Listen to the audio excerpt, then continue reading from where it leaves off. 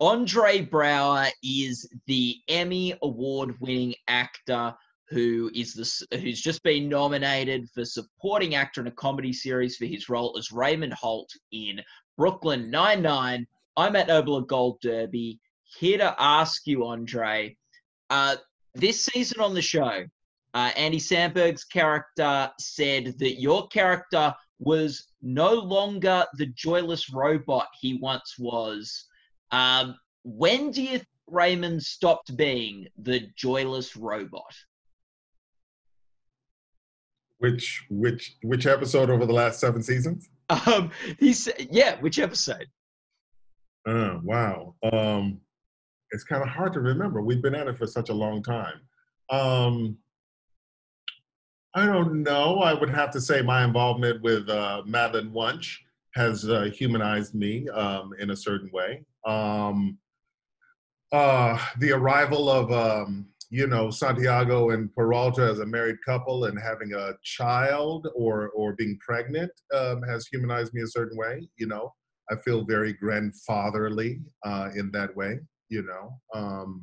So I'd have to say really it's somewhere along the continuum of really watching my fellow detectives grow and mature and turn into an actual, as well as a workplace family, somewhere along that line.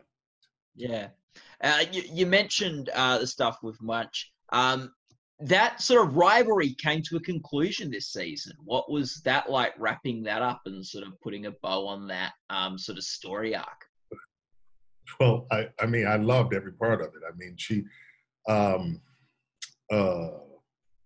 my God, I'm blank. Kira. Yeah. She's such a superb actress and she's so funny, and she's played a lot of tough gals in the course of her career. But she's such a sweetheart, and she's such a terrific comedian and delivers her role with a kind of crazy quirkiness, you know what I mean, that I really respond to. And it was just fun. It was absolute fun to see Raymond Holt be so damn petty for so many years, when it came to Wunsch. And in a certain way, she brought out the best of him. And I'm really going to miss that, aspect of being involved in the show. That's been one of the high points, though, that and the heists. Oh yeah, and you've got the funny thing. She got killed off, and then the next episode, Kira was in to direct, right? She did a terrific job. She's a very gentle director, and I really appreciate that. This was your first sitcom, Brooklyn NineNine. What was, especially as regular, what was your what have you learnt from being part of this series? Well, you can't plan everything. I mean, comedians are very spontaneous, very sharp, with a really interesting sort of perspective, So I think of Joe Latrulio and Andy Samberg and Chelsea Peretti, and they all have a real, interesting perspective on the world. And watching them improv and watching the way that they construct their comedy has been really instructive to me. I came to the sitcom to learn, and I've been handsomely rewarded over the years. Yeah. Is there a particular lesson you've picked up from observing them or working opposite them? Well, you got to make it funny now. I mean, it's not going to get funnier in the editing room. So it's when things aren't funny and what's necessary to bring it to funny, to transform it, you know what I mean? Or to write new lines or discover a new take on the scene. That's the most interesting part of every episode, is watching the wheels turning, based upon the necessity of making it funny now, and these guys really take it to heart. At the beginning of the series, you come in as a very high status character, but that's been played about throughout the course of the series with different relationships and stuff. This season, you take a step down and go to that lower status before working your way back up to running the precinct. From a comedic level, what's it been like playing with different sort of status levels? Well, I get a chance to be cheeky as a patrol officer in a way that I couldn't um, as a commander. You know what I mean? And I get to voice my unpopular opinions and to not give a damn. You know, in a way that that Captain Holt can't. And I get to have fun solidarity with my fellow characters. You know what I mean? So Diaz and I can be, two LGBT characters together and relish it. You know what I'm saying?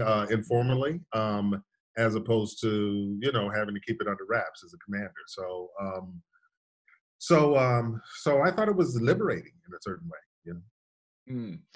And what has been your favorite sort of evolution of Raymond Holt? The evolution. Well, I would have to say, going back to once again, the appreciation that my former flame, you might call it, my arch rival, my nemesis, was really one of my most important and productive relationships over the course of a lifetime. It's part of Raymond Holt's mellowing that I really enjoy, is his ability to sort of appreciate life and these relationships in a way that he couldn't before. Now, you for the Emmy Awards this season have submitted the episode Ransom, where your dog gets kidnapped. What do you want to talk a bit about? Maybe why that selection was made. I thought it was a funny episode. I thought it number one, it had the feature Holt if it was going to be used for a submission. And it was a funny episode, and I think it showed off a badass aspect to Captain Holt that he usually keeps under wraps. He's typically a very composed and taciturn character, and this was an opportunity to get sort of emotionally involved and really to bring out that badass aspect that we don't often get a chance to see. There used to be a time in the first few seasons where we would do flashbacks about different things that Raymond Holt would talk about in the course of his career, and that younger Holt was a real badass. And that episode gave me an opportunity to sort of reintroduce to hook up with that aspect of Holt's character again. And so he gets to be wild and emotional, and he gets to have a 2-minute fist fight in the street. Over his fluffy boy. And I just, it just seemed like more fun than I've had in a long time. So that's why I submitted. Yeah, you get to go all John Wicks. I do. Yeah. Do you have a favorite or most fun Brooklyn NineNine memory from your time on the show? Well, we've done 140 of them, so there's a bunch of them up at the top. I can't tell you what they are right now. There was a different theme. There was a different sort of tone in the first couple of seasons than there are now.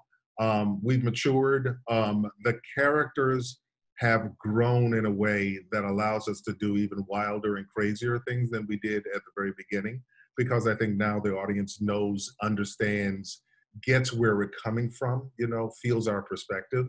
So the writing seems to be getting better and better on the show. After seven seasons that have aired, 8 that have been picked up, I think these characters are really, really fully fleshed out. But I've been enjoying that. I've been enjoying the attempts that Brooklyn NineNine has been making to really explore issues, revolving around important social aspects. So, for example, there's a Moo Moo episode about stop and frisk. There's the whole storyline about Rosa coming out and whether or not her parents accept her. The dangers of coming out and how to work and heal your family from something like that. I love those episodes. So that's where I think Brooklyn NineNine is really hitting its stride. Mm. Yeah, and is that, or do you want to add anything to this that keeps the show sort of, and you're just going into work on this show after so many years? Is that what keeps it fresh, or is there something or special, or is there something else as well? Well, I mean, I've been at it for 35 years, so it's still work. You know what I'm Yeah, saying? yeah, You know, it's a really good job with really interesting storylines, and so I feel like I've been incredibly fortunate during the course of my career. Even though my choices are typically sort of spur of the moment or emotional, you know, I read the script, I turn the last page, I'm in. You know what I mean? Or I'm out. And so I read Brooklyn NineNine, and I was in. I mean, my only question for Dan, and I remember that question clearly, is you know, I said, I asked Dan, in essence, you know, why is Captain Holt gay? What's your intention behind it? You know, and so he gave me you know, his rationale and, you know, the respectful long-term aspects of, you know, the character's development. But the thing that pleased me most about that is he clearly viewed Captain Holt not as a gay captain, but a captain who was gay. And so he had an understanding and appreciation for a Captain Holt that wasn't defined by his sexuality. And I really respected that. That was really the conversation that stood between me saying yes immediately and me saying yes eventually, you know. And Dan has been true to his word during that time. I mean, he's continued to write an interesting, multifaceted, three-dimensional, humane character who is not defined by sexuality, and I respect him tremendously for that. yeah.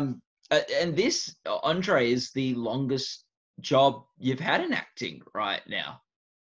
Like, Oh, the longest series, yes, yeah, yeah. the longest series you've been working on. So like, it sort of must be getting old hat a bit now, in a lovely way. Yeah, in a lovely way. What the whole show depends upon whether Andy Samberg wants to film. You know what I mean? So Yeah, we've gone from like 24, 22 down to 13. This year we're going to be doing 10 when we come back sometime in the fall. You know, and as long as Andy wants to do it, he's the draw. As long as Andy wants to do it, I think we're in a good place. You know, yeah, but yeah, most shows 8 years is a long time. You know, so most shows don't last that long. yeah.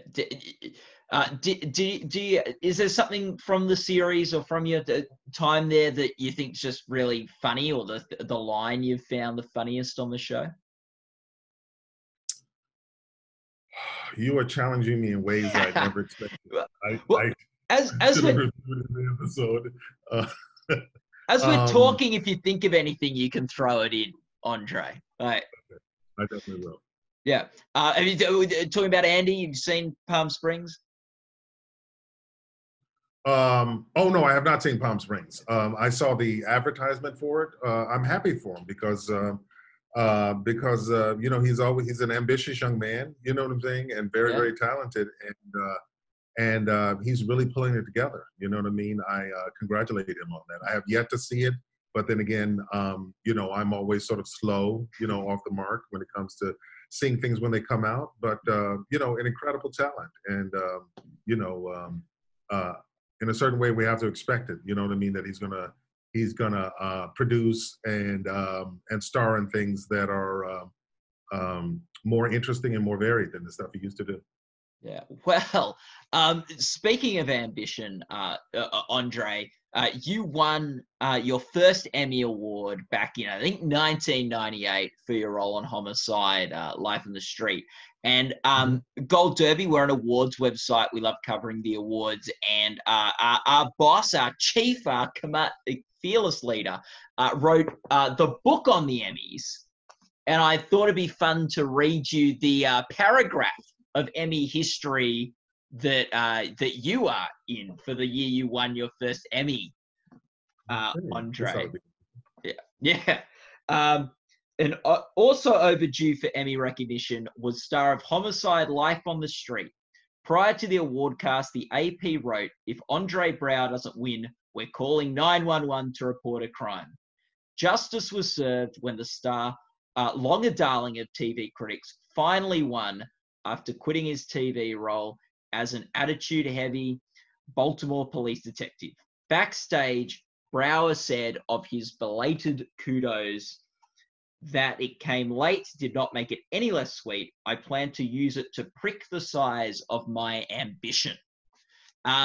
So I wanted to ask you, Andre, what is the size of your ambition now? My ambition now, 22 years later. Yeah.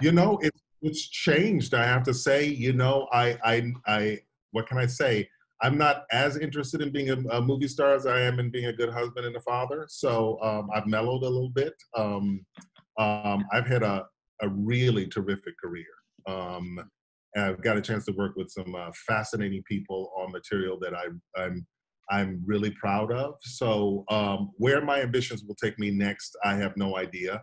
I'm hunting for, interested in finding the next sort of compelling character. I don't know in what way that's going to appear, but once again, Dan called out of the blue 7 years ago, to offer me this role that I wasn't lobbying for, and it's turned out to be one of the high points of my career. So I'm going to knock wood and stay open to the fact that that the next role is coming. I just have to be open to it. You know what I mean, and really commit to making it something special. I have no idea what it is or when it's coming, but I'm ready for it. Mm. Interesting that your first Emmy win was for a show set in a police precinct, and your Emmy nominations now for shows set in police precincts, but the shows almost couldn't be any more different in tone. They are. One of the reasons why I was interested in it, because having played a cop or a criminal justice professional or, a lawyer or something for so many years, authority figures, doctors, sea captains, all the rest of it. The chance to lighten this up, and the chance to do a sitcom and in a certain way make fun of the conventions of the police show was really attractive to me, and there are a lot of cop shows on television, but there's only one cop comedy. And so I happen to have stumbled upon it, and I'm proud of the work that we've done over the past. And I'm really looking forward to the kind of work that we're going to do in the future, based upon the fact that the world has changed, and the world's relationships and knowledge of police forces around the world has changed. It's really a question of how is Brooklyn NineNine going to confront this? How are we going to hold the mirror up to life and still produce an enormously funny show?